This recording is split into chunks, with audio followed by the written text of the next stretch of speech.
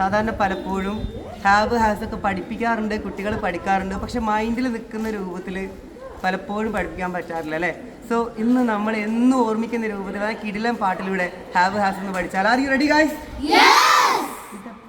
Say a powerful yes. Come on. Yes.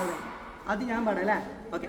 I have എനിക്കുണ്ട്, you have നിനക്കുണ്ട്, they have അവർക്കുണ്ട്, we have നമുക്കുണ്ട്. പാട്. I have എനിക്കുണ്ട്, you have നിനക്കുണ്ട്, they have അവർക്കുണ്ട്, we have നമുക്കുണ്ട്. ഇനി ബാക്കി കൂടി എല്ലാവരും ഒപ്പരം പാടണം. ഒന്നും കൂടി from the beginning till the end. Are you ready guys? Yes.